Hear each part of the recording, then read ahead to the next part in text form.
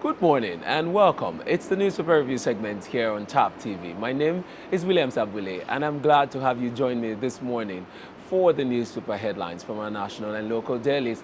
If this is the first time you're seeing this video, yes, you're right on time and on the right platform where you get fresh headlines from our national and local dailies. Plus, we get to talk about some of these headlines with commentators here, live from the city of Port Harcourt, Nigeria. That's where we're reaching you from. We're glad to have you join us from all over the world.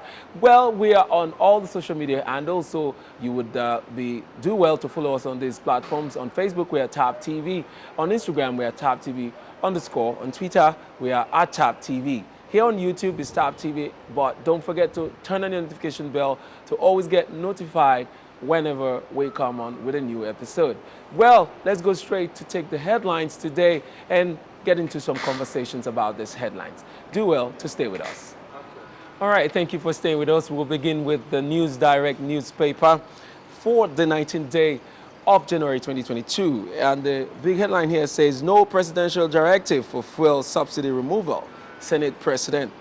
And then still on the News Direct, we see alleged 6 billion naira fraud court grants Monfar 200 million naira bail, fixes trial for March 28. Next we take on the Vanguard newspaper for the 19th day of January 2022. Here the big headline says, sit at home, enforcers wreak havoc in Southeast.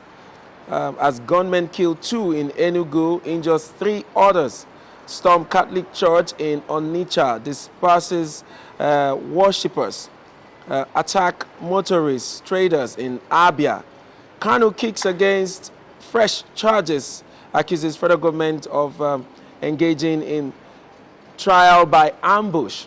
Right. And then we see other headlines here on the Vanguard newspaper. It says, no poll timetable till electoral bill is signed into law. We're saying that INEC is speaking. It says no poll timetable till electoral bill is signed into law. We also see a picture of Nnamdi Kanu and his new lead lawyer, Mike Ozekome, son. All right, we move on to Daily Trust newspaper. And the headliner here says, Lawan, Buhari didn't order fuel subsidy removal. Says Nigeria not consuming up to 100 million liters daily. President's statement will confuse economy experts. It'll be suicidal to remove subsidy ahead of general elections. Also on the Daily Trust newspaper, we see bandits killed 220 people in Niger in 17 days. Governor Bello is speaking. And then we also see here, very interestingly, it said troops kill Ipob militants in Anambra Forest. Senate moves to regulate house rent in Abuja. And lastly, I'll take this one because we see the picture of a president flagged by some of his ministers in front of some heaps of rice. And the headline under that says, Buhari unveils 1 million bags mega rice pyramids in Abuja. All of that story is coming from the Daily Trust newspaper, so pick up a copy and read up the details of the story. Next, we'll be taking the Nigerian Tribune, and the headliner here says, terrorism. Niger communities hit 50 times this month. The governor is speaking, says 220 killed, 200 kidnapped within 2 weeks. Soldiers, bandits in fierce gun battle in Kaduna community. That story is on page 5 and 27 of the Nigerian Tribune.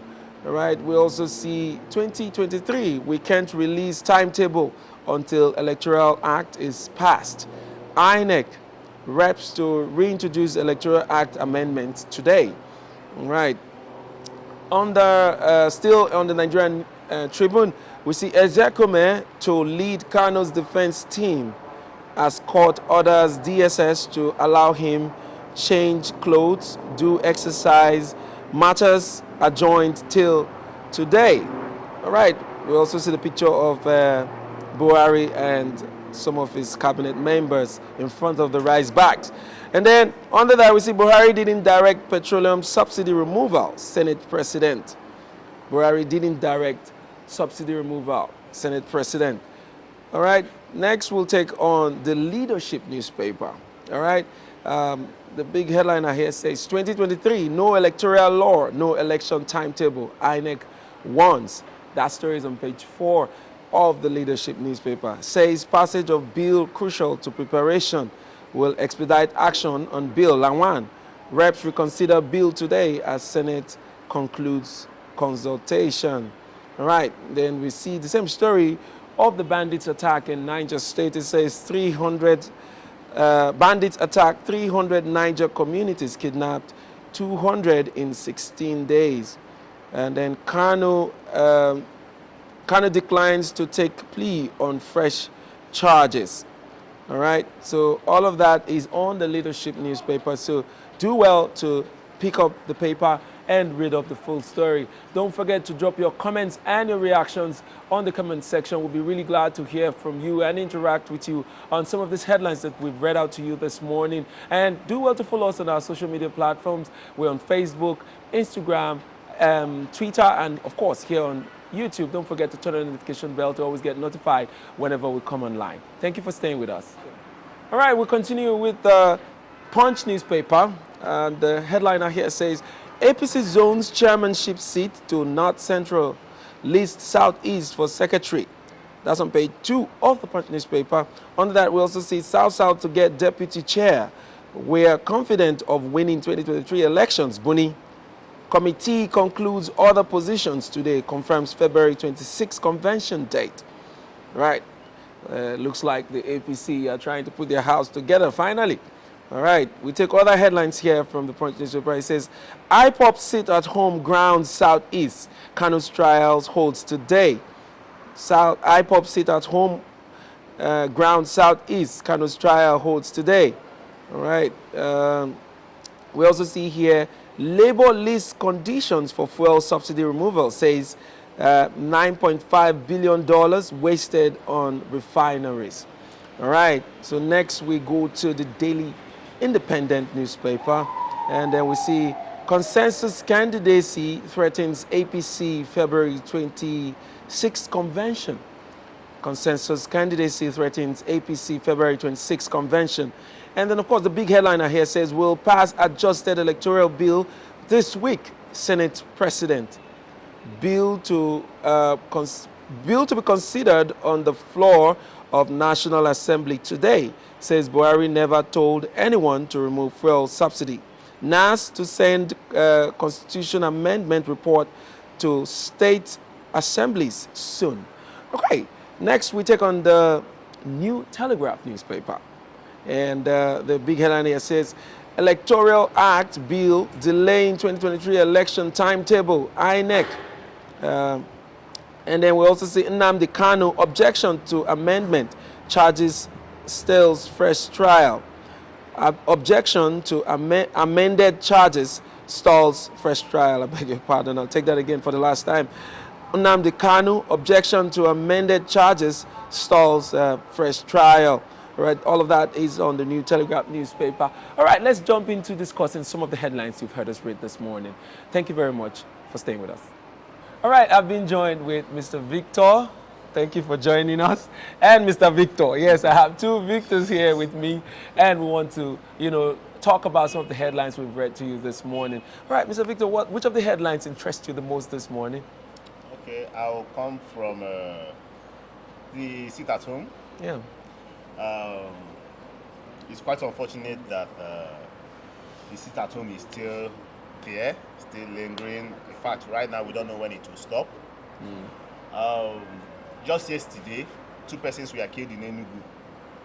In fact, the annoying part is that they even went, as in the gunmen, went to a church in Anambra State and dispersed worshippers. It's becoming, okay, what about schools that has been shut down? From Monday to Friday, I'm sure many parents will allow their kids to go out there to their schools. So it's becoming worrisome. Yeah. I think they should speed up the process. In as much as just same Monday evening, the trial was to start on Tuesday. Yes. By Monday evening, they had to increase the charges, the number of charges, as in the charges against the Nnamdi Kanu. prosecutors. Yes. The prosecutor has to increase the charges from 7 to 17. So you find out that they just want to extend this, and it's becoming so troubling right here. Yes. So I just pray that they should speed up. I think by later this week they will go back and start trashing issues. Yes, I agree with you. They should speed up the process because 2023 elections is by the corner, and I don't think this will give the election a positive light. They should speed up this process and know what they're doing. I mean, look at the sit at home in the Southeast here. It has caused a lot of havoc to many lives. Businesses are losing money every day. And it's as a result of this unending court process that Nnamdi Kanu and the Ipob members are facing. All right, Mr. Victor, thank you for joining us today. Yeah, thank you. Which of the headlines would you be reacting to? I would like to talk on the petroleum, the rumors of the removal of subsidy yes. on petroleum. And according to what we read today on the news, personally, I saw that President said he has not made any order on the removal of subsidy on petroleum. And for me, looking at it from this election angle, I feel like it will be on disadvantage for APC removing subsidy from petroleum, because in a time like this, in a time like this, it's very dangerous on their end. And looking at the effect of subsidies on petroleum, subsidy has been what has been keeping the price stable and a little bit fair, and its effect is also on the cost of living. So petrol, I feel like it is wise on the president's end not to make such order, and we heard it is a rumor, so and then we have been clarified. Nigerians, we have been given the clarity statement that there has not been any order on the removal, so it is wise from their end. Yes, and then also Labour are also gearing up to resist any attempt from the federal government to remove subsidy. But I have a question pertaining to this. Why would the president right now? I think it's too late. When he came in, he came with the assurances that, man, there are no subsidies to this. What are these people talking? I mean, the PDP guys was like, man, that they've been playing games. Yes. Okay. What about the data that 100 million liters is being spent daily, as in it's being used daily, as in I mean the PMS, the motor spirit, the premium motor spirit. Why would they not have done any investigation up to date? This is going 7 years, and the same issue, 100 million liters a day for Nigeria. How can we be consuming about that figure? Okay, so they came in and they came with that the assurance that they are going to investigate this, but nothing has been done. Nothing has been done. The finance minister, Mrs. Ahmed, last October, she was the one that brought out the news that the budget of this year's budget, that the first 6 months of the budget, that they will manage subsidy, but after 6 months, no more subsidy. Okay? But now, I think they are playing politics, because if they try it, Nigeria won't survive it right now. If they try it, with the high cost of living, if they try it, man, to be so explosive. The timing is wrong, so they need to put some things in place before they even consider. When will it stop? That's if they really are willing to do this, they can get it right. They need to actually put certain things in place that will cushion the effect of that subsidy removal before they engage in it. I mean, Buhari has spent 7 years in office already. In these 7 years, he didn't see the need to finally remove, because this is one of his promises before he came into office, and he didn't see the need to work out, modalities to remove the subsidy gradually. So it's not now that he has few days to leave office that he's going to come and do that. It's going to affect everything concerning, the electoral process that we're about to enter for his party and candidates that will emerge from APC. Well, we also see, let me move to the electoral bill amendment. We see that INEC has declared that there will be no election timetable unless, the Senate goes ahead to pass that bill. What's your reaction to that, sir? I pray, just like the Senate President Ahmed Lawan came out yesterday after the after his meeting with the president, came out yesterday to tell us that come today, hopefully that both chambers will pass the bill, the amended electoral bill, yes. Exactly. So we hope that before the end of the day, we should hear that they've settled that part, because you know what the president wants. He's saying that, CEO, you cannot just be about direct primaries. Yeah. He wants some options. Let there be indirect, let there be consensus. Yeah. Okay? So for me, I think there should be options. Okay? Nigeria, like we know, is a complex place. When there is a particular way, you find out that these politicians will find a way to suppress the masses. So give people options. And we also know that our political parties, they don't have proper database. Why am I saying this? Because you know what's happening now. Yes. They don't have proper database. Now, if you say, let's use one particular side, these guys can go out, print out particular lists from maybe just a word. Now they just bring out names, selected people. In fact, in this country, it's only in Nigeria that you have somebody in PDP, the same person is still in APC, same person is still in YPP. In ABGA, on all of the other political parties, yes. So, yes. it's all messed up. Yes, thank you very much. And lastly, I'm going to talk about APC because they've been on the news throughout this week. But finally, we have a date for their convention. It's February 26th. So I'm just counting and hoping that they will come through with this convention and get a leader, and thereafter pick someone, a consensus candidate that will run in the 2023 presidential race. And do you have any reaction to that? The reaction I have is Amadou Sherif. What is he still doing there as a candidate? Amadou Sherif was former PDP chairman. Okay? Until the court bamboozled him out of the way. He was there, he was going on bringing in different lawsuits against the party for 2 years. Yes, he was. He refused to go. Now he's moving to APC.